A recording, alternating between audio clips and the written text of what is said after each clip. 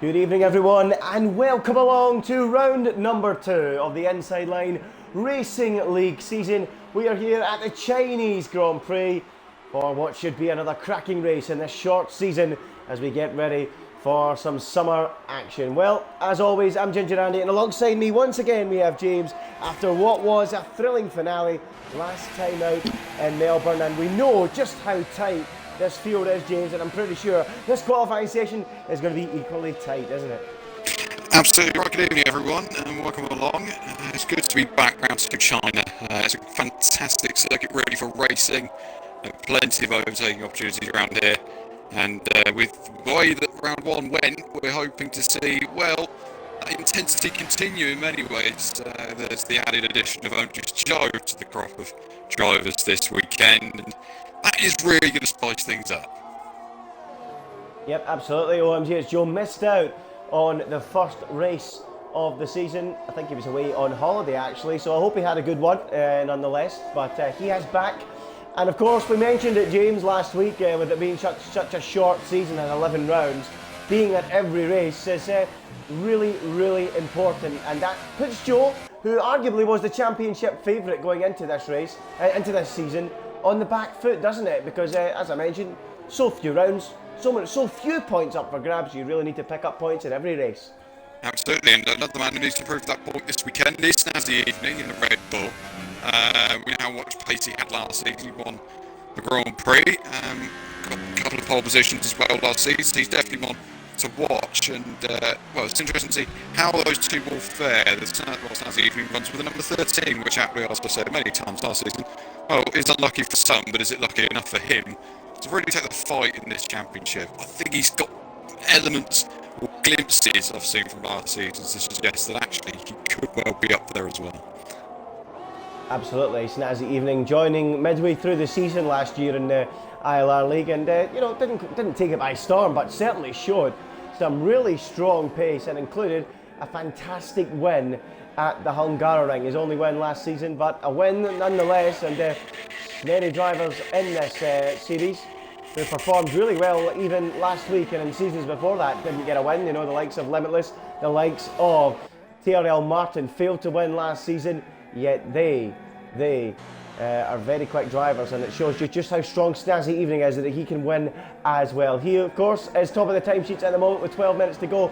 In this session, we've got the medium tyre, the ultra soft tyre, the soft tyre. That is the 3 compounds we have this weekend, and at the moment, most of the runs being done on the medium compound. But if I remember back, I'm pretty sure the best bet would be to do it on the soft tyre, but then again, since the patch, I'm not too sure, James.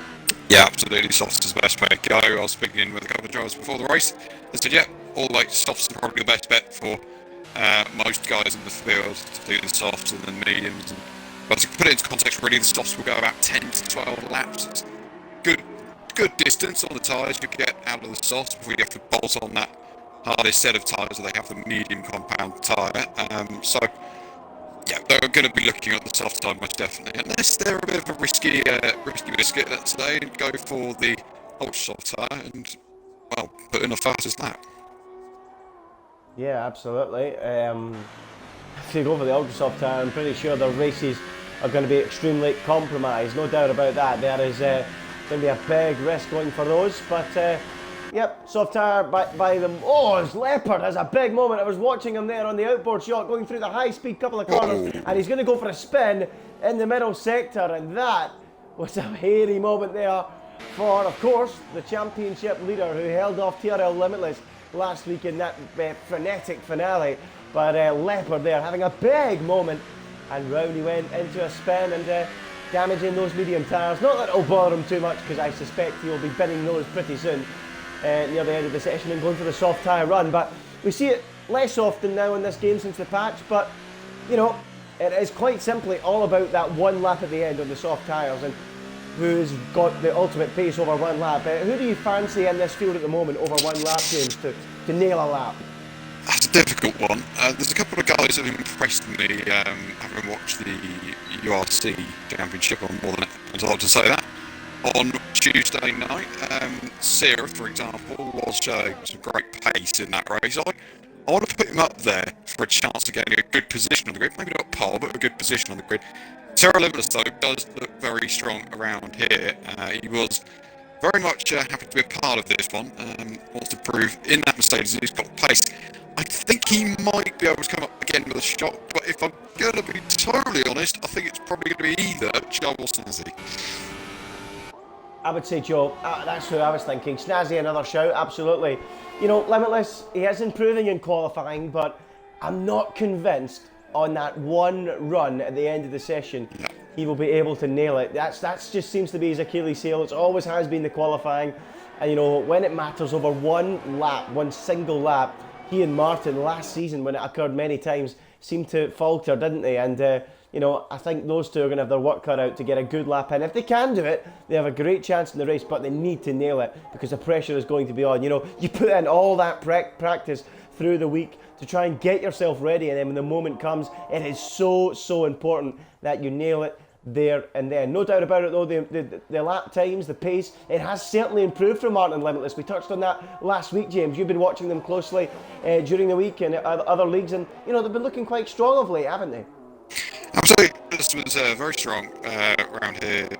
When I was watching him midweek, he actually took pole position, believe it or not. So that's why I would suggest that he could be one to watch. It was just the ultimate race pace. It wasn't the wet meanwhile, but it might be interesting to see what he can do in dry conditions, because I would assume these guys are going to be in dry conditions for the race, hence why they're all on the soft, well, will be going on to the soft compound tyres. So he's got the pace around here. He did a good comeback drive midweek, so I expect him to be there or thereabouts, and really it is the qualifying that counts for JD this weekend. Yep, no doubt about it. Good, certainly going to have a good chance with some good pace, no doubt about it. 8 minutes to go in the session, still Snazzy evening on top. It's just like we've seen so many times before, you're just waiting for the end of the session to see what kind of lap times we're going to see from these drivers. I mean, the majority have went out there and done a few laps on the medium tyres. A couple have gone out on the ultra soft for a lap. You know, I've asked this question a few times before. You know you're going to qualify on the softs, so what's the best tyre to use to dial yourself into the racetrack? I personally, James, would go with a medium, you know, because when you put a set of softs on, you feel as if you've got more grip, as if you've got more confidence.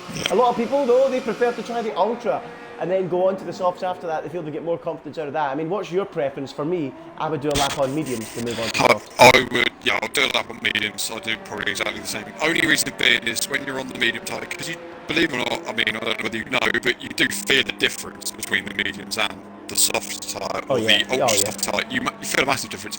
The medium seems to be that the car feels a lot less grip. You can feel it as well. The back end steps out a bit more. You struggle to get the nose into corners. It's a very hard tyre to dial in many ways, but yeah, the medium will be the preference, because the moment where you have the softs, you're able to break that a little bit later, or turn in that a little bit earlier. So I think that's what, I think that's probably the best tyre to use, is the medium tyre. Absolutely, given there's only one step in the tyre compounds between them, you know, the medium to soft, whereas the super soft, we don't have it this weekend. You know, that creates that extra step, and you know, the ultra softs don't really simulate closely to the softs or relate to the softs the way the mediums do. So you know, that's why I would certainly agree with that. But interestingly, we have got LCR Leopard, your championship leader, out there on the ultra soft tyre, and by the looks of it, is going for a pretty strong effort on these tyres. Will he complete the lap? That's the question though, James.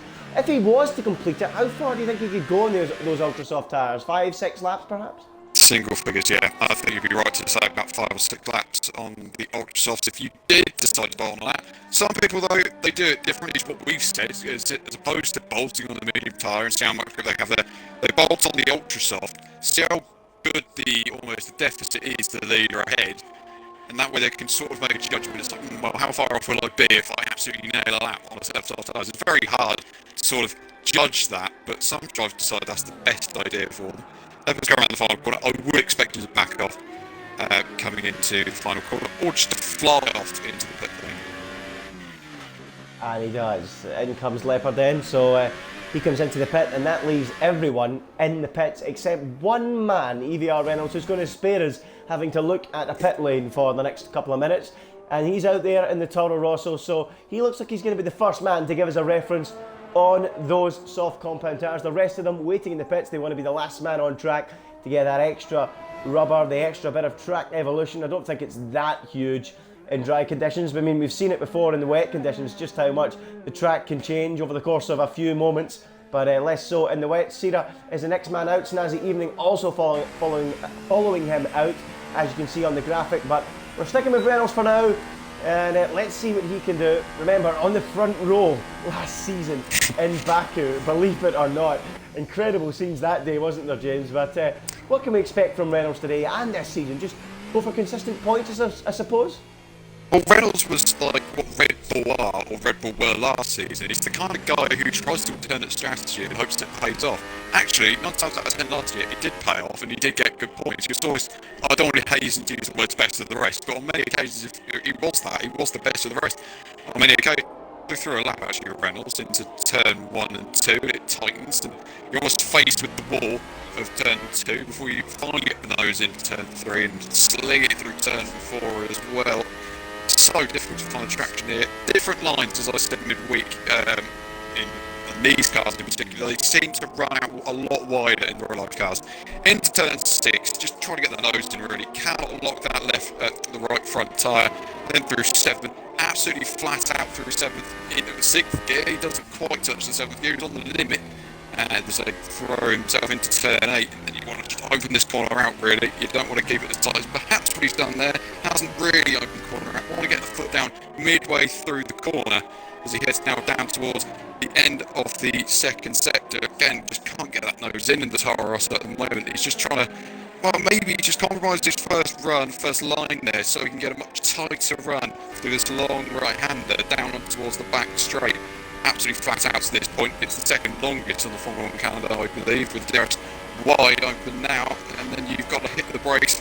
Imagine how much G-force will go to the back of your head as you hit the brakes. After 100 metres, we'll throw the car into the corner and clip the apex nicely on the inside there. Don't try to run too wide, you will get AstroTurf, it will cost you time. Stay with the final corner, try not to take this wider line, and across the line comes Reynolds to go. P4, good luck.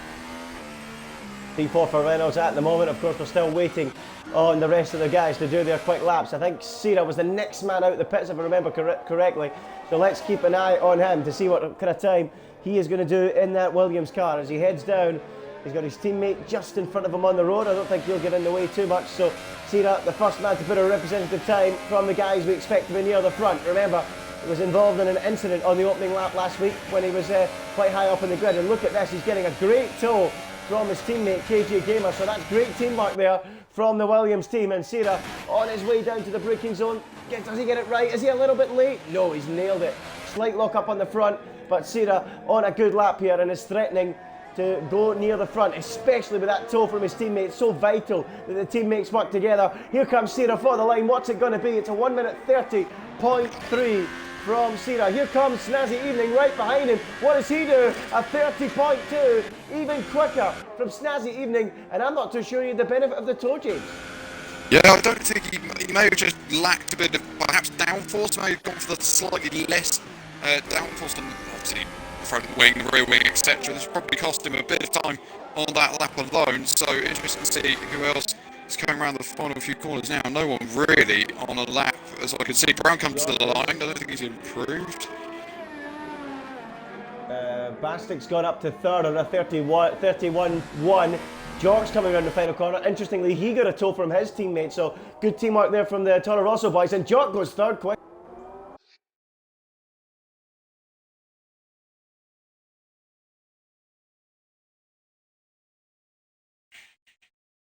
Apologies, folks. My controller, can you hear me? Yes? Good. My controller cut out there. Yeah. But George, yeah, he's gone third quick. That looks like a pretty solid time from him. As Jason now pops up to third with a 1:30.6. But we need to pick up the main drivers near the front. So where is TRL Limitless? Where is Leopard? Leopard going through the hairpin now. What's Joe? So where is Joe as well? Yeah, Joe to the line. We'll stick with him. He moves up into third place. So what about Leopard? Let's keep an eye on him now. Round the final corner comes Leopard. He's 11th at the moment, and he stays down there. So a poor effort from LCR Leopard, who is, of course, the championship leader as things stand. What about TRL Limitless? Can he deliver on that one and only lap? He's coming up to the final corner now. George, by the way, is up in 5th as things stand. Here comes Limitless for the line, and he goes up into P4. 4/10 away from pole, but it's a solid effort from TRL Limitless. Joe is going again, it would seem. Is anyone else? Jason is. George, back out. Leopard is, definitely. So Leopard's going again as well, thank you for that.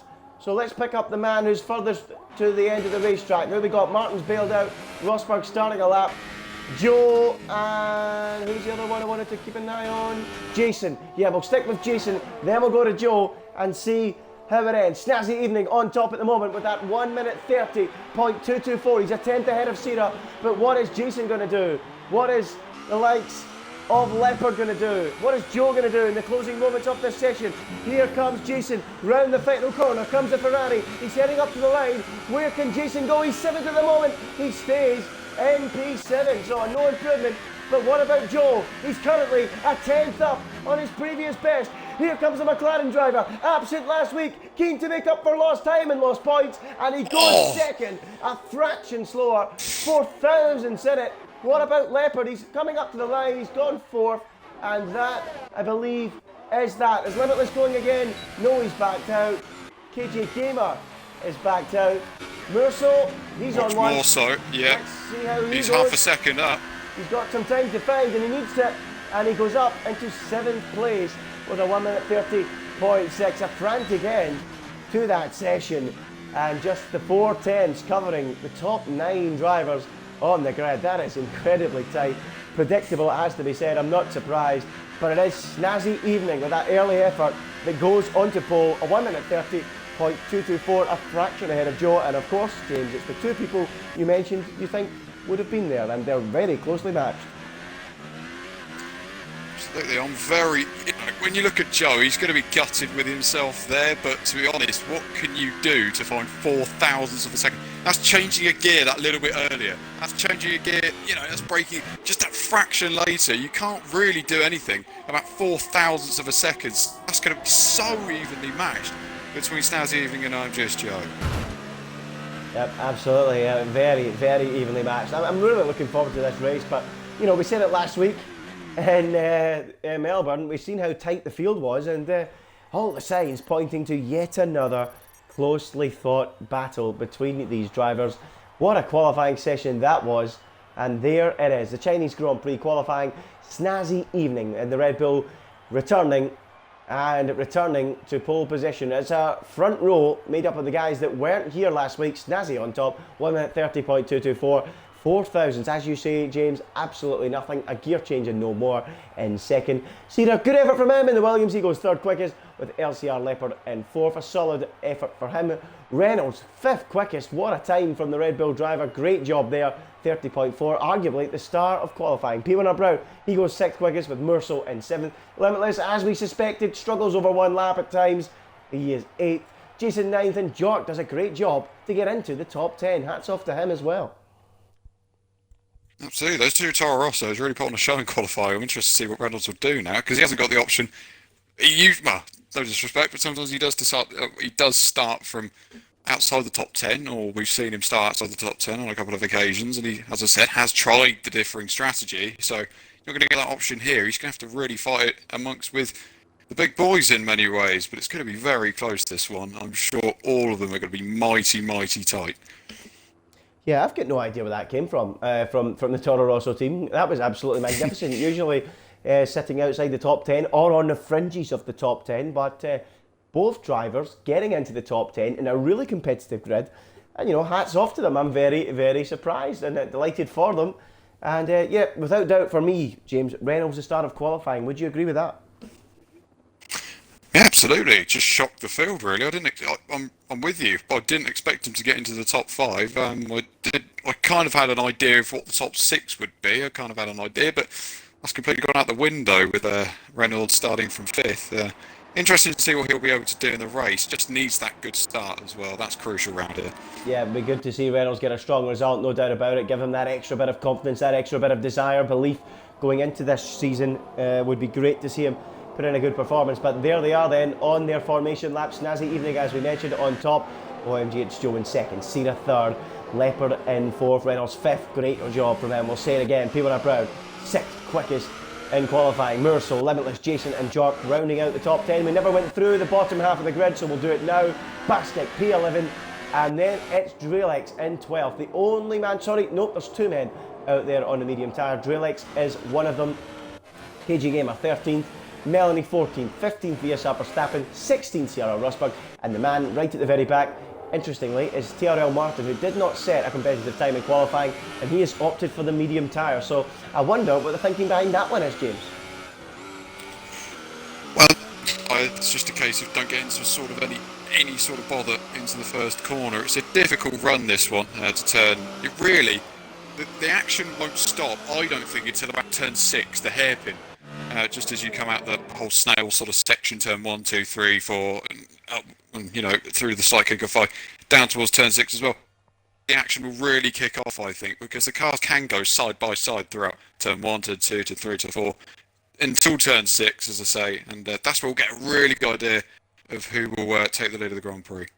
Absolutely, I have to totally agree. Maybe Martin's just thinking, I'm going to hold back, don't want to get involved in any incident, but my goodness, it's going to be a tight race. 4 tenths covering the top 9 drivers in qualifying. Was it 6 tenths? 6 tenths, I think it was. It was going to be really close to see who comes out on top. Snazzy evening. I know OMG, it's Joe, both drivers not turning up in the first race of the season. Well, they are keen to make up for lost time. They lock out the front row of the grid. Snazzy in the Red Bull. OMG, it's Joe in the McLaren, and this is the kind of grid when, you know, they scored no points in the opening race and then they go on to get maximum in the second. You know, that's the kind of thing that leads to these tight championships at its conclusion. So, you know, I'm all for this. I'm looking forward to it. It should be a cracker. Snazzy and Joe in the front row. Sierra and Leopard, the championship leader, in behind. Sierra looking for a clean start to the race to get his season up and running after a poor start in Melbourne. But here are the cars. They're on the grid. It's the Chinese Grand Prix here in Shanghai.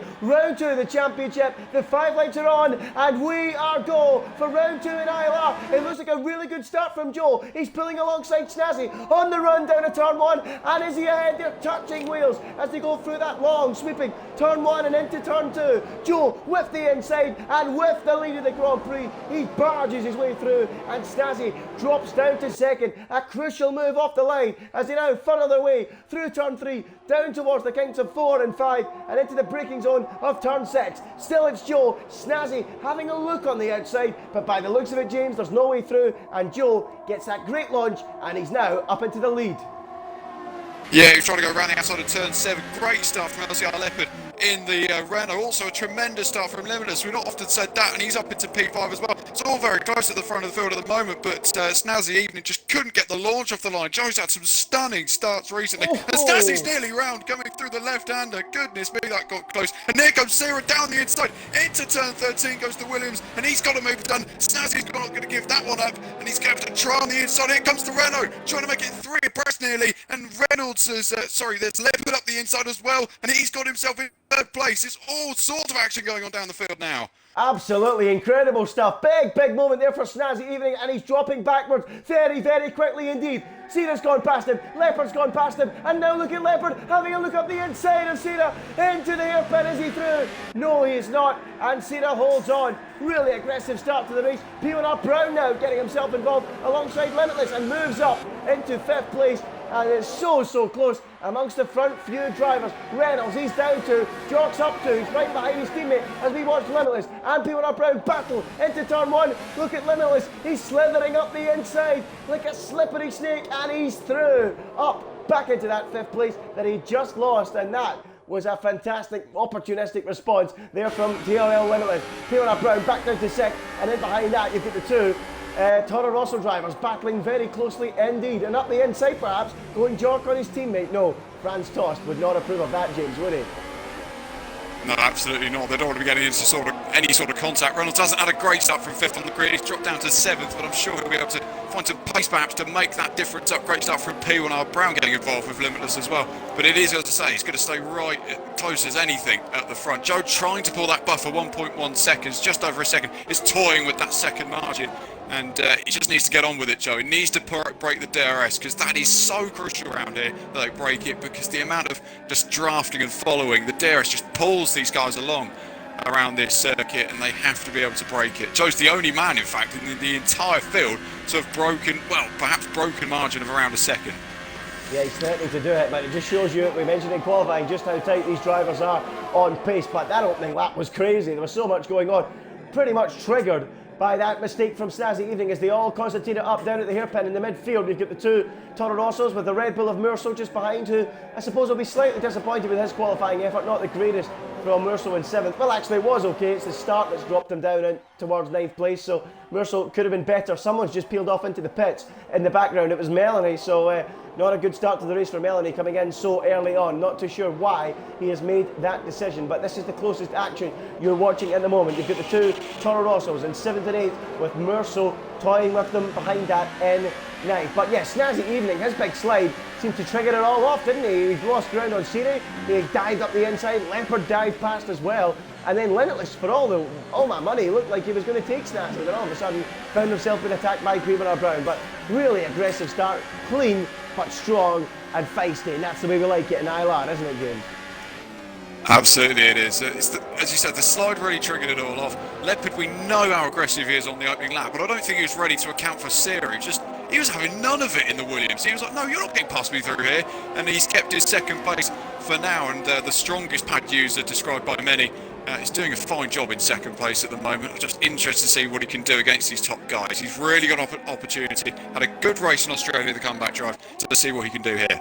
Both Red Bulls at the moment are the two closest to making a move. We've got Snazzy Evening in 4th place, and you've got Murso threatening to do some stuff or do some damage in the Toro Rossos as well. Snazzy not close enough in the braking zone. What about Murso? It certainly looks like it. He's having a look up the inside of Jork, but he's not quite close enough to dive through and ahead. Only Joe at the moment, and fractionally so, breaking that 1 second window, apart from Melanie, who's been in the pit. And that just shows you how competitive, how close, how tight ILR is. Look at this, it's lap 4, it looks like it's a safety car restart. Incredible. Yeah, it is great stuff to see how close everyone is at the moment. Snazzy Evening out, taking a look in towards turn 2, and then he's going to get the switchback move potentially through turn 3. Watch him into turn 6.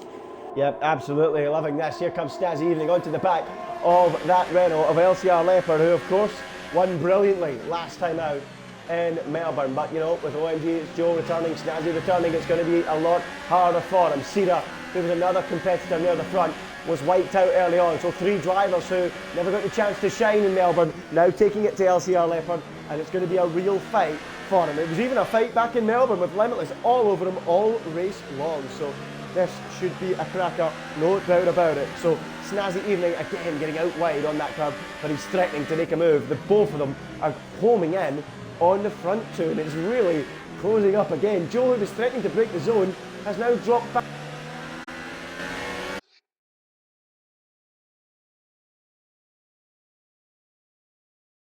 Dropping like a stone there. There's a half a second margin between Joe. It's a good big enough margin really for Sarah to think about making a move potentially into the hairpin. Can't quite do it on this occasion, and the guys behind not making any sort of ground on each other. Leopard filling into 3rd ahead of Snazzy. But yeah, half a second is the sort of margin these guys need. And Sarah is all over the back of Joe as they head down towards turn 1. Just going to quickly apologise, folks, that my mic cut out again, but forget that for now. Here comes Cena around the outside of Joe. Is this a sign of those tyres dying on Joe's car? Has he sorted those issues out, or is he purely struggling for pace? We know China is a circuit where you struggle on tyres, as Cena tries around the outside, tries on the inside. He's tried absolutely everything, there's no doubt about it. Joe is starting to hold these guys up. Cena can smell blood, he's on the attack. The Brazilian down the inside he goes. He can't do it. Joe covers the inside, holds the line and holds the place, but at the moment they're all bunching up behind, and any one of these cars could go on to win this race. That's just how close it is. Joe at the moment with the high ground, with the position on the racetrack, but this isn't like Albert Park, is it, James? You can overtake here quite easily. Absolutely, they smell blood behind that McLaren who's run so wide coming out the exit of turn 12. The DRS is going to play such an effect on this lap. Don't be surprised to see those two in 3rd and 4th really giving it a go on. In fact, the leader coming in towards the hairpin. Absolutely, no doubt about it. Joe, for me, that was a sign that his tyres are struggling. The way he was sliding his way out of that corner, he knows he's in trouble. He's having to defend to the inside of the racetrack, but I think he managed to get a good enough exit on this occasion, coming off of the banking, and he's going to hold on as they stream their way down the straight. Absolutely incredible. Cena has a little look up the inside. He nearly clips the back of Joe. He may even have clipped the back of him, but it was incredibly close, and I don't think there was any damage done. We've got 5 different constructors filling the first 5 places. First 6 places, in fact, all in a line. It's McLaren, from Williams, from Renault, from Red Bull. But hold on a minute, here comes Cena. Round the outside he goes. The Brazilian, Samba style, dancing round the outside of Joe. Can he make it stick? No, he can't. Joe covers it off once more, and Cena will have to try once again on lap 6 out of 28. We're almost at one quarter race distance, but Joe is determined to hold on to his lead. Cena again, down towards the hairpin, tries the outside, but he can't find a way through, and Joe is quickly becoming the cork in the champagne bottle, isn't he? Absolutely, he's just shutting the door on the apex of every corner at the moment. Sarah, he's got such good direction change in that Williams. He's just able to downshift and find another real... Just trying to find another gear to just change the direction so much better, and that's the ultimate gains of downing the gears towards second and first gear, because they're able to just turn the car a lot more easy as they come down towards 13 again. No moves here for Cera this time, but he's a lot closer than what he has been on previous occasions. Needs a good run coming up this long right-hander to really challenge Jack McLaren down this back straight. Oh, Joe got a big slide there, no doubt about it. He's in big trouble this time. Sliding he was, coming off the banking. His tyres must be cooked, because here comes Cena. Surely this time he's going to go round the outside and try and make the move. Joe won't make it easy. Cena tries to outbrake him. He does. Does he make the corner? Just about. But Joe's on the outside. He'll squeeze him onto the curb and just about hold on for one more corner. And will he hold on into the final? Yes, he will, just about. But the top 6 are covered by absolutely nothing on lap 7 out of 28. If it carries on like this, I'm going to run out of a chance of speaking. I'm going to run out of things to say. As here comes Cena, sweeping down the inside he goes. Great switchback. Is he through this time? He has the high ground, but he doesn't have the place, because Joe fights it again. And Leopard senses this opportunity to get involved. Light contact between Leopard and Cena, and Snazzy's in there as well. This is absolutely remarkable stuff here in ILR. Joe just by a nose ahead of Cena, ahead of Leopard and Snazzy. What is this? Formula 1 on a horse race, for goodness sake. I've got no idea which horse to pick. Absolutely, the bets are on here, because it's all flying absolutely everywhere. Leopard was the inside through turn 3, nearly sensed an opportunity through turn 6, couldn't quite do it in the Renault, but there's so much time to be found. Once Cera breaks this cork in the champagne bottle, I'm sure he's gone, but he's got to get this move done soon, because he's under severe pressure behind from the Renault, the Red Bull, the Mercedes, the Sauber as well, all joining the fray. Even Reynolds isn't that far off the tail, and that just shows you how much Joe is struggling. I briefly went on board with Joe there. He was sawing at the wheel coming off the corner, and surely this time Cena senses the opportunity. Joe covers the inside again, but Cena, I think, has the overspeed, should have the speed, and he should be through it, and he is at long last, but he's overshot it once again, and Joe gets another opportunity to fight back, and you know what? He has fought back, and he is back into the lead of this race. Cena just overcooking it when he didn't need to. He had the speed, he had the place, but no. He outbroke himself, and Joe was back through, but here he comes again. Round the outside goes Cena. Once more on Joe. Is he this time through? Nope, he's not. And Joe clings on again as Leopard contact! Comes in and gets involved. Slides into the side of Cena. That was a little bit risky. And Snazzy Evening now takes second place. But that was just a little bit too hasty from Leopard, you feel, isn't it? Yeah, maybe a little bit on that occasion, and just shut the door to Cera. He didn't want to allow that Renault through at all through turn 3. Couldn't afford to. And now look how much time they've lost. They're now 3rd and 6th place. That's just showing to show how close this field is. If you lose one position, you'll lose them hand over fist. Absolutely. Tierra Martin has left the session. You know what? I am sweating buckets. Goodness knows how the drivers are feeling out there. Absolutely incredible. As P1R Brown now at the back of this train is under threat from Leopard, who's dropped all the way to the back of it, as you say, James. You know, lose one, you lose them all. And Leopard, you know, is going to have his work cut out to make that move stick. But there is absolutely no doubt about it. Joe is struggling with tyre life. He's struggling with grip. and he is going to be doing some serious defending over the course of the next few laps as we try to get towards the pit stop phase. Let's have a quick look at the tyres. We've seen enough of the position change. There they are. They're all on the soft compound. They've all done 7 laps. No big changes. Here comes Leopard from a long way back, locking up both fronts on the inside of P1R Brown, forces him wide and takes 5th place away. Leopard, he does not mess about. And, you know, he wasn't to be messed with there. P1R Brown forced wide and through he goes. And was that a pit stop there from P1R Brown? No. Someone in the background, it was Merceau making a late call for the pit. But that's, oh, hold on, we're going to battle at the front. Snazzy Evening and Joe. And Snazzy he's got wing damage. And he's damaged the wing. So that's not good for Snazzy. He's still going side by side with Joe through turns 1, 2 and 3. But he's got serious damage to that front wing. And he will have to pit, surely, at the end of this lap. Cena and Limitless now, in behind, threatening to make a move. You just cannot stop watching this. This is incredible. Sarah, goodness me! He's touched him, he's touched Joe, now Cera's on the inside, now Cera should be through, Limitless is through and Snazzy, and this is incredible. Joe just about holding on, he's been bashed from pillar to post here in the last few corners as Joe, but he's clearly seriously struggling for any kind of pace. Cera now up to 2nd, Limitless up to 3rd, Snazzy will drop backwards very, very quickly indeed into the clutches of Leopard and beyond, but it's all about watching Joe against Cera, against Limitless. This is incredible, James. I cannot believe this. Yeah, Joe's lost all sort of traction coming out the left hand.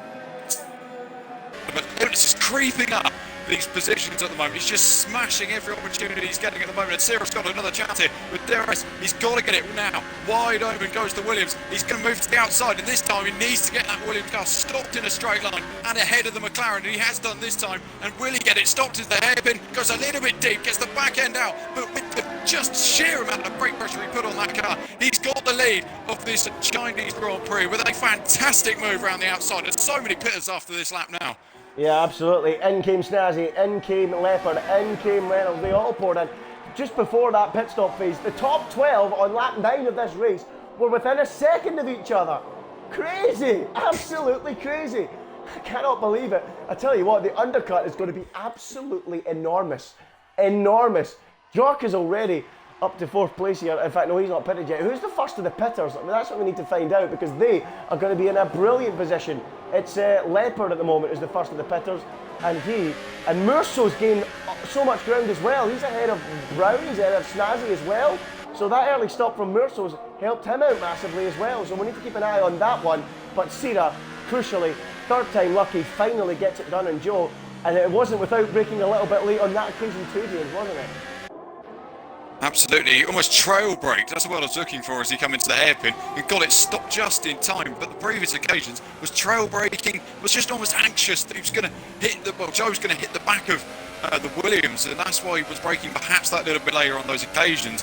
And now these pit stops have been triggered. All the top 3 expect to come in at the end of this lap. Absolutely, well, they have to come in or they're going to be in big trouble. Limitless at the same time needs to get ahead of Joe pretty quickly, because Joe's race pace simply isn't on the same level as everyone else. Perhaps maybe it's just the first time. I've seen that a lot from Joe in recent times. But are they all going to pour into the pitch? I would think they will. Does Cera come in? Yes. Does Joe come in? No. Does Limitless come in? No. Well. I'm amazed that Joe hasn't come in, because he must be suffering like crazy on those tyres. I'm surprised, but Limitless, I'm not surprised with Limitless, because he does this a lot. He tries the overcut on so many occasions, because he feels he's got the speed, he's got the real grit on those tyres at the moment. He's looking like the only driver in this top few cars to actually have any sort of speed on those soft compound tyres. I want to see where Cera comes out in relation to all these guys behind. I don't believe this. Merceau's at the head of the pitters at the moment. He's at the head of the pitters. He's ahead of even Leopard at the moment as Merceau. So he's just overtaken Leopard. He's just behind Cera. Merceau isn't even that far away from threatening the front 2 or 3 places here. He was nowhere earlier on. His undercut has helped him massively. He's 1.4 off the back of Cera. That's incredible. Absolutely incredible. Timed it to perfection. Yeah. Absolutely timed it to perfection. And Cera's actually got out ahead of all those guys for interest. He's now, 1.2 seconds clear of more so there. So actually, have Joe and Limitless played the cards right here? If they played the cards close to their chest and thought actually the overcut might be more prominent, and this stage definitely looks that way. Well, I'm going to quickly change the gap from the interval to the leader. So Merceau is 23.5 seconds behind the leader. if that gap keeps going down, he's going to be a net second place here. I mean, are they going to come in? They've got to think about coming in soon. Are they coming in now? Yes, Yeah. they both are. But Yeah. I think they're going to be gone. I think Sierra's going to be gone. I think it's all about whether Mercel's going to get them or not. I can't believe I'm saying it. Mercel, unbelievable. Absolutely unbelievable. He was 9th at the start of this race when the pit stop phase kicked off, but in comes Limitless. What kind of tyres is he putting on? Fresh set of mediums, of course, like anyone else would. Where is Joe? Is he ahead or is he behind? We're watching Joe. Where is Limitless? Is he having to wait? No, he's not. The game is glitching out there, and through he goes. The question is, where's Mercel? There is Mercel. He's ahead of Limitless, but he's behind Joe.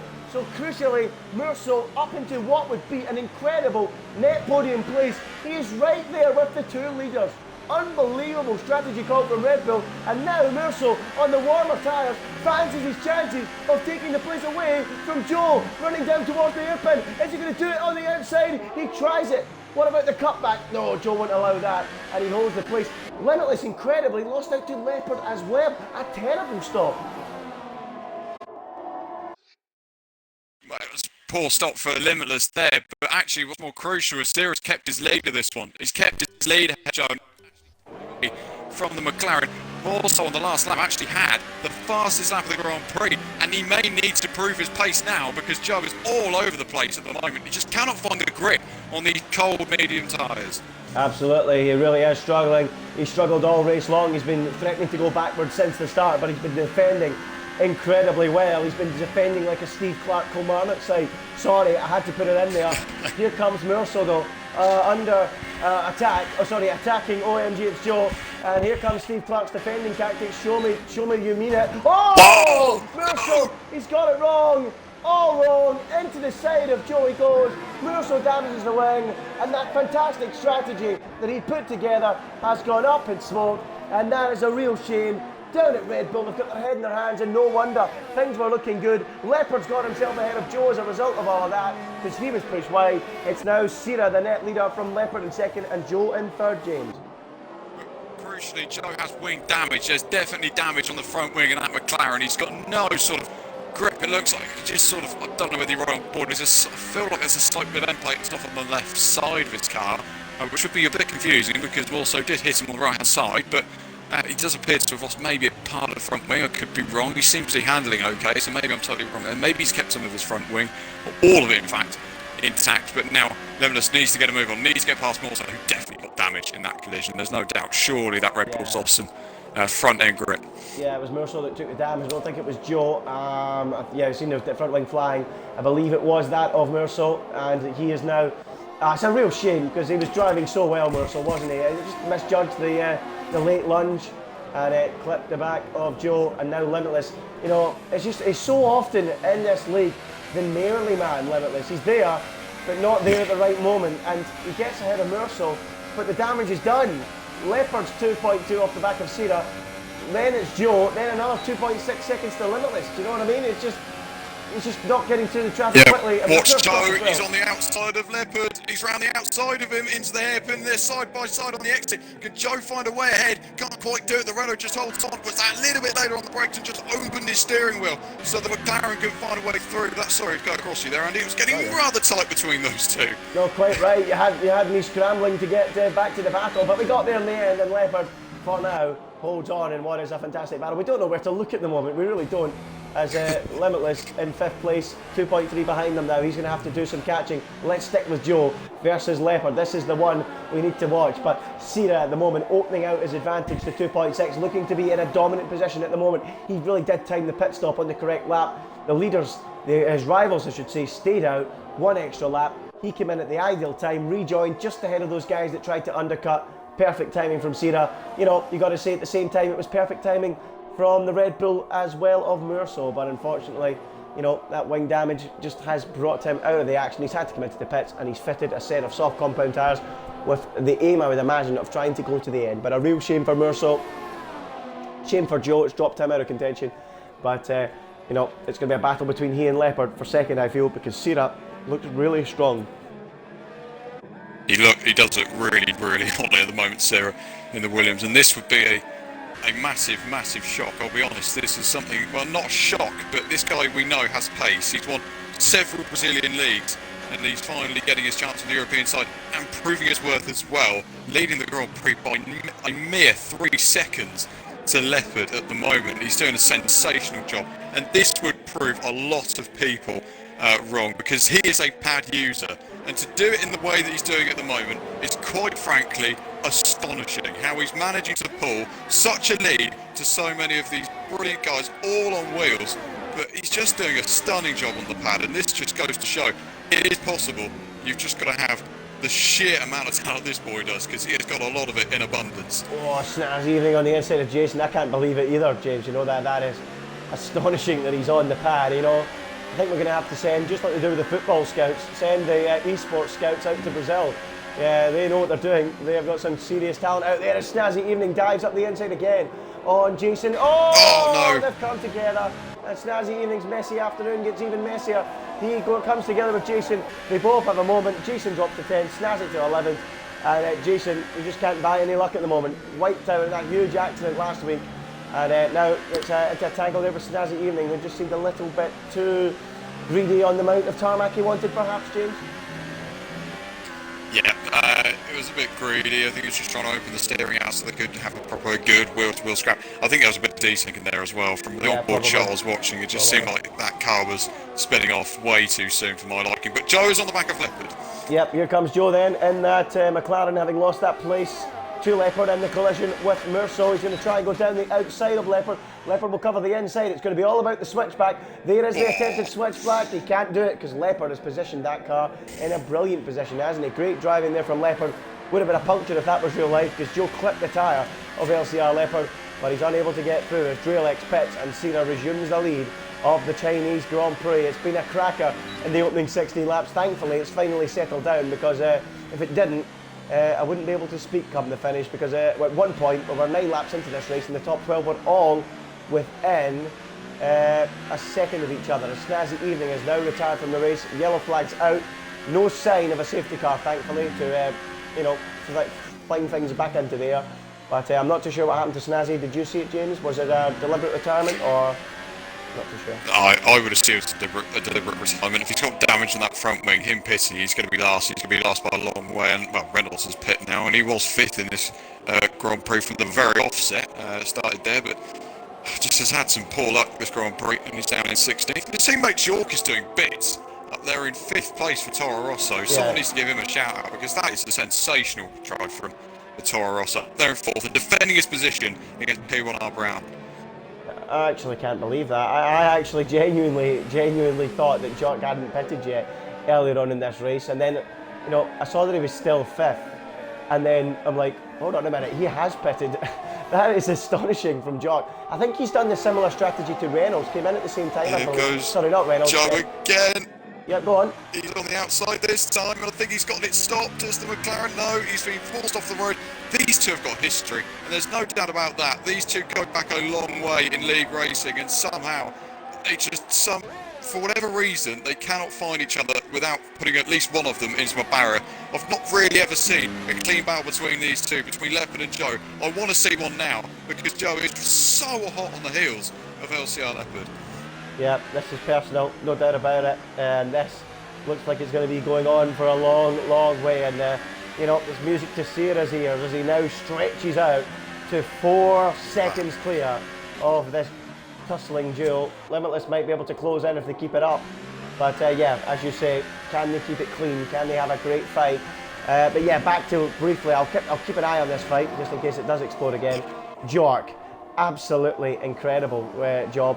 He must have done the same strategy as Merceau, not Reynolds, same as Merceau, pitted early and gained some ground, because that is an astonishing performance. He'll be delighted if he stays there, because not only is he going to get 10 World Championship points, but Wigan won today, away from home, believe it or not. So 2 reasons to be cheerful for Jock, and that is what you call a good Friday if your name is Jock94. So let's hope he can hold on to that position. But here comes Joe again, lining up a move on the LCR Leopard. Is he going to get close enough as they run down towards the hairpin? He's right behind him. He's going to get closer and closer. Is he going to be enough for a lunge? He's on the outside. He's braking very, very late.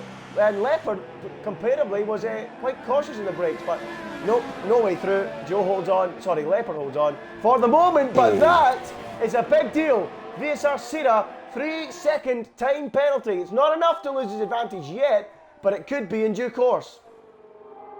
Could well be, but this does mean he's a bit lenient now on the track limits because, of course, it means he can. I don't want to say he can afford to cut corners, but he can. But Joe, meanwhile, it's on the outside of Leopard. He's getting squeezed down the road through turn 2, and this is just unbelievably close. And watch Limitless behind because he will be more than happy to pick up the pieces. Yep, absolutely. 3-car fight beginning to develop here as Joe lines him up again. Jork is battling with KJ Gamer in the background. He's lost out to P1R Brown. We're not going to go to that. We'll stick with the battle at the front or near the front. Leopard second.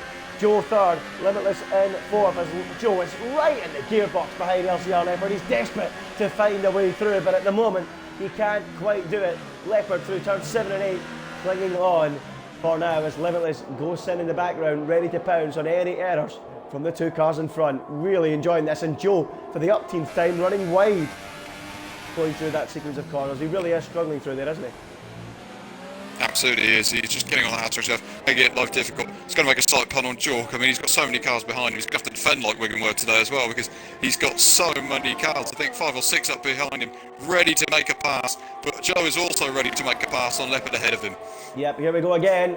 For the upteenth time, it's Leopard second, then Joe in third. Joe's got a good run this time, hasn't he? Is he going to be doing it on the outside? He's going to have to. Leopard's going to run him out of road. He always does run his opponents out of road, but no, he gives him enough space, and Joe will try on the inside now. He should have the opportunity. Is he through? Just gets through. Leopard drops back. Now Limitless gets into the battle. 3 cars fighting over 2 podium places. There will be one loser here. Leopard fighting back. Round the outside goes Leopard. Joe covers the inside line. Limitless sniffing for a crumb or 2. Joe just edges ahead. Leopard's going to be forced wide. We're going to be 3 wide. Going through turns 2 and 3. Limitless pounces. This is astonishing. All race long with battles like this. And Joe again is through up into second. Limitless third. Limitless surely fancies his chances. Is he going up the inside? Yes, he is. Threatening for a move, but he can't quite do it. And Joe brilliantly makes the move on Leopard and holds on. Limitless gets up to second, and Leopard drops to fourth. So Joe's second, Limitless third, and Leopard fourth. Awesome racing again. I'm loving this. That was so close, but some of these guys, they've got to get their elbows out. I think every single one of them have decided, no, let's just take the chains off, let's see what we can do. And these guys are really giving it absolutely tooth and nail for a chance to make an overtake in this one. Limitless was so brave trying to hold it around the outside because there is no grip on the exit of turn 2 there. He's found all the grip in the world though to keep a tight line through this long right-hander. He's going to sense an opportunity down towards the penultimate corner. Here's his chance for Limitless. Yeah, he's gaining. He's got the DRS. He's been waiting in the wings for his moment. He's got the overspeed. Limitless should be able to complete this move, but no, it's going to be very close into the corner there, rubbing wheels, trading paint through the hairpin. Leopard's there, we need to be careful, but I think he's got the traction, I think he's got the grip, he's got the inside line, and he's got second place. Lovely stuff there from Limitless to move back through, but now he has to defend down this straight. He doesn't have the DRS, the 2 behind him do. Joe swarms round the outside and passes them, and now Leopard's there as well, but Limitless fights on. Can he take second place back? Going through turn 2. He is through. What's going on there? There's lagging. There's been a lag between those two. I thought they made contact. Goodness me. Joe's That's crazy. big time. And I've seen a bit of front wing fly there too. I think it might have been Joe's in all that. I'm not too sure if it was or not, but there was certainly lag and it led to someone's front wing flying. I can't make out because of this silly halo whose it is. I think it's Joe. Definitely Joe. It? This time it is his front left. Yeah, he's lost part of his front left end plate. He's gone. Yeah, so that's really unfortunate for Joe because that was, yeah, there it is. You can see it there on the left hand side. And that's a real shame because that all came through some silly lag and that has ruined his afternoon somewhat on his return to ILR action, having missed out in the first week of racing. He would have wanted maximum points, but it's not going to be, and he's going to drop down to 4th. And you know what? P1R Brown, Jork, all those guys in that pack are going to have a chance here if he struggles towards the end because there's so many in that group with enough pace to catch a man with a wounded front wing, isn't there? Absolutely, there is. Let's give an honourable mention to the top man at the moment in Sarah, 6.4 seconds clear of Terra Limitless. This is Jork is defending like crazy against Rosberg. Take you through it. Yeah, this is absolutely astonishing. Jork is defending like Wigan this afternoon. It's incredible. Only difference is he doesn't have 10 men, but Jork just about holding on. Rosberg is there. Drelix is there. He's in the fresh tyre, so Drelix is looking good. And now what's happened? Joe's has left the session. Oh, look at this for turn one. Jork against Rosberg. That is incredibly great action between those two. Pulling to the side there is Joe. That's a shame for him. No points from two. He's got 10 men, but he's also got 10 men behind him at the moment, Jork, because he's now defending against Rosberg in towards the hairpin. Rosberg looking for an move, can't quite do it, into the hairpin of turn 6. Yep, my mic keeps cutting out. Apologies once again, but we're back with the action. This is awesome. It really is. Look at this. Jork, Rosberg, Drelix is the man to watch on those fresh softs, isn't he? He could be in for an incredible result, a seriously strong result if it carries on like this. He could be looking at a top 5, and perhaps even more, if he can get the finger out and get past these two and get onto the back of P1 up round. I mean, who's your driver of the day at the moment? It could be Sira, it could be anyone. It could be Jork, it could be Drelix. There's so many people in contention for it this afternoon, and the field is so tight, so close. I mean, I just love ILR this season. I think it's brilliant. I love the close action with it, and here goes Rosberg. He's sensing an opportunity on Jork, who's maybe this time defenceless against Rosberg as they dive down towards the hairpin. Jork defends the inside for all of his worth again and still holds on. It's just a concertina effect behind because everyone's trying to break late, and Drelix has now got to run on Rosberg coming into the final corner. He's going to have to get the switch back. Rosberg gets himself a penalty. Runs a little bit out of road, a little bit out of shape, going out the final corner. Drelix on those soft tyres should pounce so easily on that Mercedes as they head towards turn 1. Round the outside goes the Haas, and I think this time he's got the move done. A fantastic move from the Canadian. Is Rosberg going to give it up? I don't think he is, but I think Drelix has just held him off round the outside of turn 1, the inside for turn 2 and 3, and that's a brilliant move from the Canadian. Awesome stuff from Drelix, and there's a big cheer from below me. The Haas team are below me in the pit lane, and he is absolutely delighted. The team are delighted. Look at that for a lunge. Oh. Who was that? KJ Gamer trying a move there on Rosberg. He actually lost the rear, clipped the back of Drelix, who was on a great race. They can't have him clipping him. Don't ruin Drelix's race, please. And KJ Gamer stays in 8th place, but after that lunge on Rosberg, couldn't quite do it.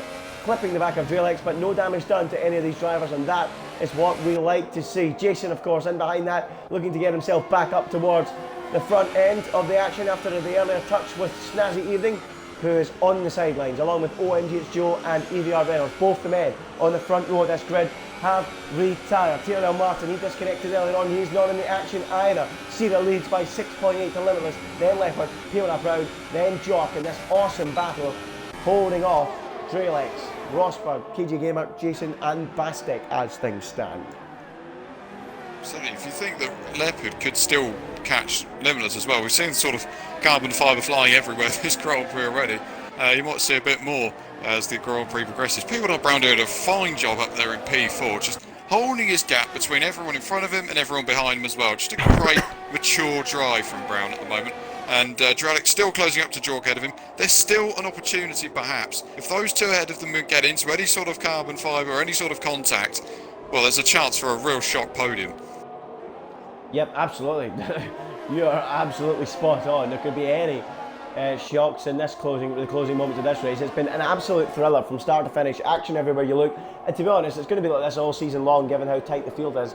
And as I mentioned earlier, 12 cars, 12 cars after 9 laps, all within a second of each other, or nobody breaking the DRS to each other. That is incredible. It just shows you how tight the field is. It's incredible. It just can't believe it. But Drelix, on those soft tires, he needs to make a move pretty soon, doesn't he, to get ahead of Jork. Leopard likewise on Limitless, but Drelix, you would think, is the man on the move, the man that has to make that move on Jork if he wants to carry on that great performance. Because for me, behind Sierra, these two, Jork and Drelix, are the ones fighting out for Driver of the Day nomination alongside Sierra, aren't they?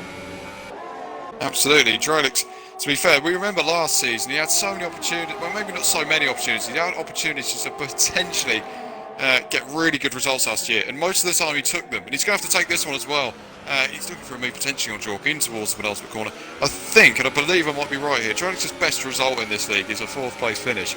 I don't want him to become, or quickly become, the Nico Hulkenberg of this league. I do hope that at some stage this boy can get a podium, because he thoroughly deserves it, and he's driving the wheels off a Haas on those soft tyres at the moment. Can he find a way past Jork into turn 1. He's going to have to give it a bit of oomph into turn 1. Can't quite do it on this occasion. Yeah, absolutely. It's great to see these drivers, we've seen them fighting, outside the points quite often. They don't quite get into the limelight on the stream. They don't get seen as much. They don't get as much appreciation, but they're getting it today, and boy do they deserve it. And this is a fantastic fight. Jork against Drelex. Drelex down the outside. Is he going to do it this time? No, Jork holds on for now. He really is putting in some defensive display as the man from Wigan, and he holds on for 5th place still. Drelex gaining and gaining through the high speed. You can see with the soft tyres really have a great advantage in the high speed, but at the moment he still can't do it, and Jork is putting up a sensational fight to hold on. Limitless now 7 seconds behind Sierra, and Leopard 1 second back, dropping out of DRS incredibly to Limitless. So those two at the moment going to be the two main protagonists at the top of the championship. Snazzy and Joe, no points from the opening 2 races. They're going to have a lot of work to do given how short the calendar is. But here comes Drelex into the slipstream behind Jork again. This is probably the battle to the end of the race. Jork, Drelex, Rosberg, KJ Gamer and Bastic. Here we go again. Down the outside will go Drelex. Jork covers the inside as he's done so many times. Drelex will try the cutback on those fresher tyres, but he can't do it, and Jork holds on. And the more the laps tick by, the more the tyres will start to favour Jork, because the mediums, of course, are far more durable. Absolutely, but I think Drelex has got a huge chance here into turn 1. He's going to have to give it a good old lunge around the outside of turn 1. Will he get in this time under braking? Looks like he's going to give it a go, and he's got to have to keep the inside line because it's going to be turn 2. And can he just get that ass nose ahead? He's just banging Jork out the way, and I think Drelex finally finds his way through. He's into P5 and a good drive as well. Rosberg is looking for a smooth on Jork behind. Was close coming out of turn 3, couldn't quite get the move done. He's defending now. Is Drelex into towards turn 6 and holds his position. Jork isn't going to give this place up, is he? He's ready for a fight here and just can't get the momentum because his tyres aren't as fresh, aren't as there's more grip on those soft tyres at this stage of the race. Absolutely, Drelex, great action there between the two. Aggressive, there was touching, it's not really a contact sport Formula 1, but for me, that was hard but fair. Great racing between them. Drelex just bundled his way through a gap that was barely even there, took the place, and is up into 5th place. But, I just get a feeling that Jork's got some serious straight line speed. I think he can come back at Drelex, and, I think Drelex's tyres are not past their sell-by date, but certainly past their best.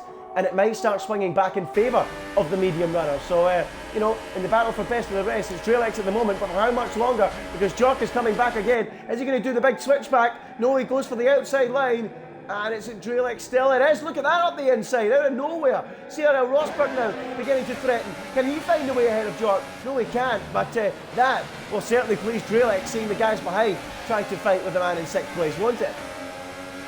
Absolutely, it means he's got a bit more breathing space, and he's not going to have too much time though to breathe because Jork's on him like a rash at the moment, just can't find a way through the Toro Rosso. But you're right, Andy, these tyres are going to start to wear down these soft tyres, and this will be the opportunity for all the cars behind, especially Cyril Rosberg, who's actually got the freshest tyres in terms of medium compound runners of anyone in the field. Absolutely, I forgot about that. Oh, look at that from Rosberg. That was aggressive. That was late on Jork. Jork was lucky to see it coming, and he's frightened him out of the way, but Jork ain't giving anything up this afternoon. He fights back on the inside and retakes that 6th place. Lovely stuff between the pair. Really is helping Drelex out, these two battling. It really, really will delight him, because I think those softs are beginning to struggle. Lap 26 out of 28. Cena leads from Limitless and Leopard. Those positions are sewing up. So is Brown in 4th, but this is a titanic scrap for 5th place and 10 World Championship points. Who's it going to go to, James? Drelex, Jork, Rosberg, KJ Gamer, Bastic? Pick your man. I would say, at the moment, I don't know. I'm going to go for Drelex. I think it could be Drelex, yeah, but up the 6 anyway in terms of the way this Grand Prix is going. I don't really want him up the 6 at all, but let's see what KJ Gamer could do on the inside. Rosberg looking for a move as well. There was 2 cars looking to attack each other, who were trying to attack the cars ahead of them there. That was some confusion under braking, but somehow they all get through absolutely unscathed. And now we're going to see Jork with a bit of DRS. He's got to get a good run out the final corner. This is where the medium tyres will start to favour the guys behind Drelex, and he's going to feel the heat now. He's going to feel the pressure, the wrath of the Toro Rosso behind him, who can't find a move into turn 2 just yet. But you feel this opportunity is coming, but he's not got long left. We're on lap 27 of 28.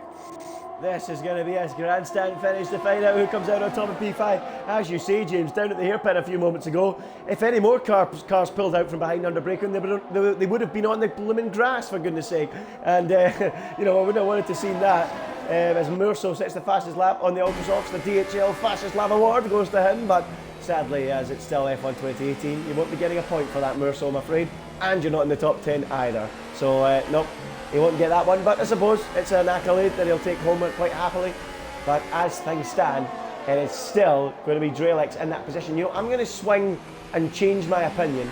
I think Jock's going to get it now. I don't know why. I've just got a feeling it's been a good day for him so far. It's going to get a lot better, and it's going to happen now, James. What do you think? Well, it could happen now, couldn't it? Because he's going to have DRS wide open on that Toro Rosso on the run down to the penultimate corner. Has Jork sensed an opportunity? Has he sensed the opportunity too early or too late? Let's see what he can do under braking. Drelix locks up and Jork just switches him up. Simple as you like from the Toro Rosso, and ahead he goes against Drelix. That was textbook from the Toro Rosso.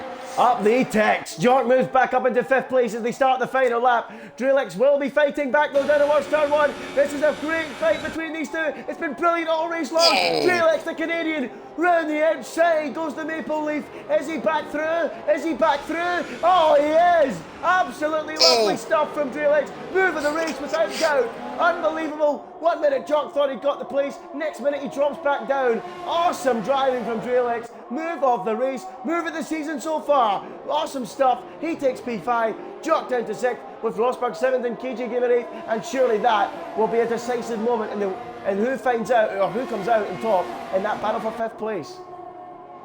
Absolutely, it looks like it might just prove pivotal, or will it? Because we know how close it's been into the penultimate heaven on many an occasion. But we need to just switch and see this race leader, because this is absolutely stunning. It's almost history in the making in many ways. I can't think of many drivers from the Americas side who have come over here and doing what Sierra's doing today, because this is astonishing.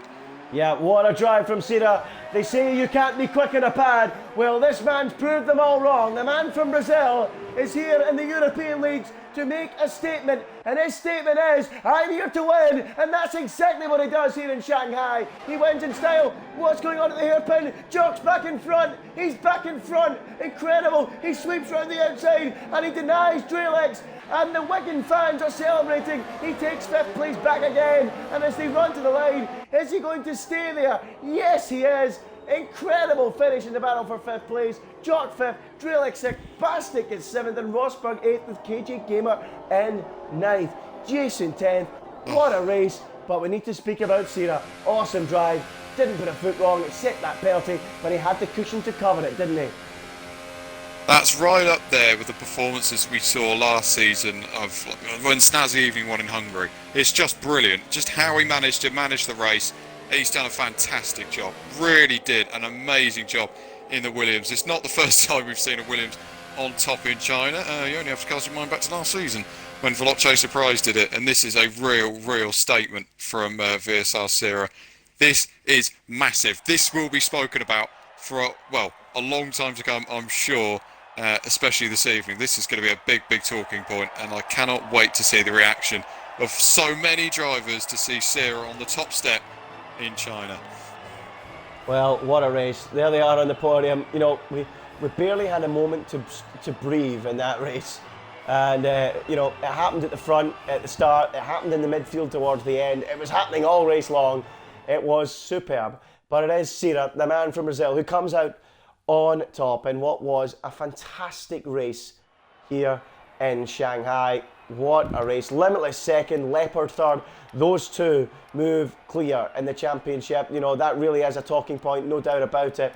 Limitless against Leopard could be a battle to watch throughout the season. But of course, Sierra appearing at this season, appearing at the front this race after an incident last time out, he could be a big contender as well. Peter Brown in 4th, solid drive from him. Jock, what a good Friday it is for him. That is what you call a good Friday. Wigan win, and you finish 5th. How has he done that? I do not know. What a drive from him. Drelix, he is 6th. Bastic in 7th. Cyril Rosberg is 8th with KJ Gamer in 9th. And Jason, another frustrating day for him, comes home in 10th. Outside the points, VSR Verstappen 11th. CRG Murso in 12th. 13th for Melanie. Martin, he was disconnected. OMG, it's Joe, did not finish. EVR Reynolds did not finish, and neither did Snazzy Evening. Both drivers in the front row failing to make the finish. What a race here in Shanghai. I've got no idea how this championship's going to pan out, James, because it is so close. Oh, it's unbelievably tight. I think what I said at the start of the year, I made that bold prediction. I thought we could have at least 5 different winners. I'm sure we can do that now. I mean, we've just proved there that I'm pretty sure 5 cars, maybe 6, 7 cars were in for a 1 point at the Grand Prix to win it. They were so close with 12 laps completed. It's anyone's game, this championship, and I'm sure even with Joe retiring, even with Snazzy Evening retiring, they'll come back stronger and there's still a chance for them. But let's see what the guys who did finish the race and did finish very, very well indeed have to say about that. So let's move swiftly then to Sarah on the top step. A Brazilian for the first time, I want to say, the first time in ILR, well, definitely the first time on ILR Xbox, that's for sure. You've got to be over the moon with that result. Oh yeah, absolutely. I'm just sweaty right now. The race was pretty tense in the start, and at first I want to say sorry with Joe, Leopard, and Snazzy because of some aggressive moves I think I did. If I damaged wing of someone or there's something wrong, just sorry. And I just decided to make the undercut because I trust that everyone was just going to start battling, and with the fresh tires, I think I was just able to pull away, and everything goes perfect today, except for the time penalty, but I just managed to open a gap to save that, and what a amazing win. I'm just speechless about today. And if I have the time, I just want to thank all my BRL friends since my start of League Racing, which support me and just help me to make the driver that I am today.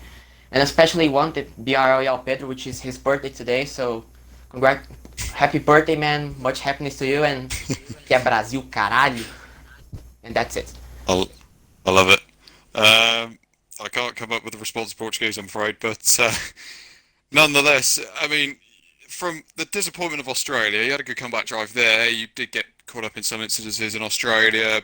Is this a time where we're starting to see a real pace? Because this is, people are really rooting for you on the pad. They can't believe how quick you are on the pad. It's scary for us to see as well, because I haven't witnessed a pad user on this game with the speed that you have at this stage. It's quite incredible. So, I mean, are you just out there to almost prove doubters wrong? What's your ambition this season? Because, where it's a 11-round championship, you've still got plenty of time to perhaps even go for that. Yes, I think I'm just gonna try to win the championship. Gonna battle, of course. Some of the tracks is not so good for me. Some tracks like USA or Japan, it's not one of my favorites, but I have some pace to show, and I'm gonna work my best every round to maximize my scoring points. Absolutely. Massive congratulations again on winning, Sarah. It's fantastic to see a new name on the ILR win list. So congratulations. We'll move swiftly on to JD in P2. It was a drive where let's say, you sort of overcame incidences in front of you. Perhaps you had to get your elbows out on some occasions, but it was an exciting race, wasn't it? Yeah, it was really good. Well done, first of all, to Sire as well. That absolutely fully deserved the win. Insane race from him. And yeah, for a pad, I think I said it on my stream just then. I think that was the first race I won, was around China on a pad back in the day. So yeah, really exciting for him in the future and stuff. So yeah, really, really impressive. And obviously to Leopard as well. That pretty good battle with him and Joe. But yeah, in terms of my race, I was pretty gutted at qualifying because I just did such a bad qualifying there. Did the 30.9 on the medium and then was aiming for 29 on the softs, and then just completely didn't get the lap in at all. So start from P8, managed to get up to P5 after 3 corners was pretty nice, and it was a pretty frustrating race really because I just couldn't get past people because they're in the slipstream train. I just didn't want to get damaged or anything. I was kind of just waiting for them to trip up on themselves and really take the opportunity from there, and then hopefully once I got some clean air, just try and use that pace I had in practice to really try and catch people up, which I did to Leopard and Joe in the second stint. But yeah, pretty happy to get P2. Honestly, that was probably the best I could have done. I maybe could have pitted a lap earlier on the strategy, but I think I would have got held in the pits regardless. And yeah, I already got held in the pits when I went a lap later anyway, so I think it probably would have been worse if I went a lap earlier. So P2 is pretty good from P8, so you can't really complain, and just aiming to be consistent, which is what I said before this season. So I got 2 P2s and just trying to keep that up at the moment, really. So. Absolutely right. You don't need to win every race, as I said, in Australia to win the championship, just saying. But, of course, with this season, as you mentioned, sort of momentum there, really, and consistency. Just how important is that in such a short season to just nail it in every race? If you get on the roster of every race, if you're scoring good points every race, how crucial is that if you want to try and win the championship? Yeah, I think it's absolutely everything. I think even over a long season, momentum is absolutely key as well. Now we've got Joe and Snazzy who haven't even got any points for the 2 races. So I think it's almost fair to say, unless they do an insane comeback and we have quite a few bad races, it's going to be very difficult for them to actually fight for the championship now. So especially in a 10-race season, it's going to be pretty hard for them. So yeah, my goal really is just to get a podium every race. That was my goal at the start of the season. I believe if I do that, then you'll win the championship if you do that. So yeah, I think momentum is just key. But happy with myself, happy with the pace I have and been showing and stuff as well recently. And yeah, this is point of qualifying today, but it's pretty much a one-shot quali. But when it comes to other tracks, when you have multiple attempts, I think hopefully I can start further up the grid and yeah, just keep that momentum going. So yeah, that's pretty much everything you need for a season. Absolutely. Congratulations on a P2 finish. Let's move swiftly to LCR Leopard in 3rd today. It was a race where, let's say, you got in a fair share of battles. You weren't. There's nothing wrong with the battles. A lot of wheel-to-wheel action with Joe and Limitless and Sierra as well at times. So it was just a chaotic race, really, wasn't it? There was plenty going on for you. Yeah, that was. I'm happy to come away with the podium, considering I think on the calendar this is my worst track by quite a margin. So to get P3 and to gain points on Joe is pretty good, I'd say. In the midpoint of the race, I kind of just decided to just battle Joe, just try and make sure he doesn't win the race, to be quite honest, and try and get JD in so I can take as many points off Joe as possible. That was really the plan, just to get as many points on Joe as possible, limit the damage considering this is my worst track, and to take 15 away from him is pretty good. But obviously, JD finished ahead of me, so that's not great, but it was kind of expecting that, so should be a good championship battle for the rest of the season. Absolutely, and I believe were you a pad user yourself, if you don't mind me asking? No, I'm a wheel user. The pad was like 3 years ago. 3 years ago? Oh Christ, right, it was a long time ago then. I won't ask you then, well, I might just ask you, what do you actually think of this real sort of achievement, I'd say, from a pad user win a race? I mean, these days we see a lot more of the wheel being used, and it's quite something else really to see a pad winning and winning well in a league race. So what are your sort of thoughts on that, if you don't mind me asking? It's scary. It really is scary. What Sarah does on a pad is sometimes you'd have to think not even human, but yeah. Yeah, Sarah is ridiculous on a pad, and yeah, he fully deserves the win today. And yeah, we'll see if he can keep the consistency and get amongst in the championship fight. Absolutely. Well, once again, congratulations on 3rd place, or commiserations. I always say that because no one's ever happy with finishing on the final place of the rostrum. And Andy, have you got anything further to add? Nothing to the interviews, but I just have to say that was absolutely breathless. From start to finish, action absolutely everywhere. The closest field I can remember.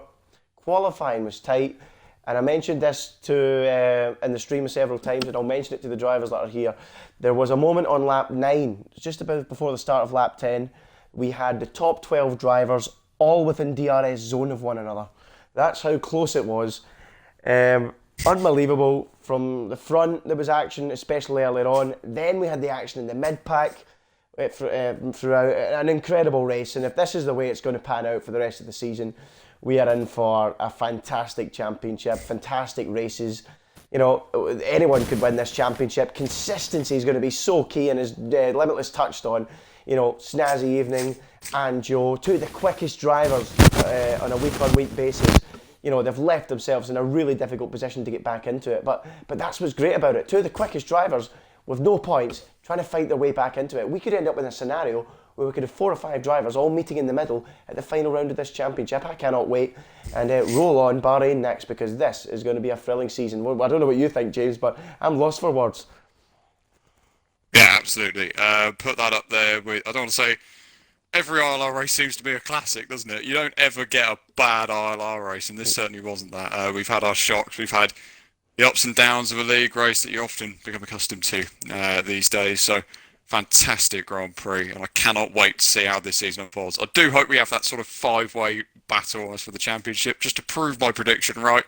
But let's see how it all fares out as we head to Bahrain. I think we will. But you're absolutely right. We'll see how it goes as we head now to Bahrain. Congratulations, though, to Sira, who gets the first win on the board here in ILR. Well done to him, and he's on the pad. Can he keep it up as we go to Bahrain? We'll find out next week. Congratulations to him. Congratulations to everyone in the podium. We'll see you next week for the Bahrain Grand Prix at the same time. Goodbye.